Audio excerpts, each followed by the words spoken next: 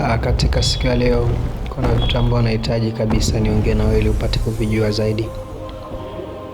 Hatua ya kwanza ni kutaka kuonyesha kwamba hakuna mahali ingine ambayo unaweza kuipata msaada isipokuwa kwa Mungu tu. Maana Mungu ndiye muumbaji wa yote. Hata unaweza kutamkia maneno gani, endapo usipomtegemea Mungu, jua ni bure, ni bure, ni bure. Na neno la pili nitakuongelea, usipokubali pia kumtumikia Mungu, chochote unachohitaji kukipata huwezi kipata. Hata ndoa, hata nyumba, hata watoto, hata maisha, ni bora kumtumikia Mungu. Na neno la mwisho ni kuonyesha kwamba kumtumikia Mungu ni jambo rahisi sana. Ni kushika tu amri 10, ni kuikimbia dhambi. Tena ni faida yetu, sio faida ya Mungu. Ni kusema kwamba hatumtumikie Mungu ila tunajitumikia sisi wenyewe.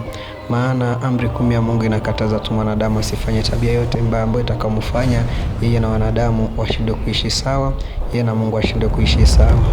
Ndio maana nawahitaji watu wote mkimbie dhambi na msimame imara, mtaona mkono wa Mungu maishani mwenu. Amen.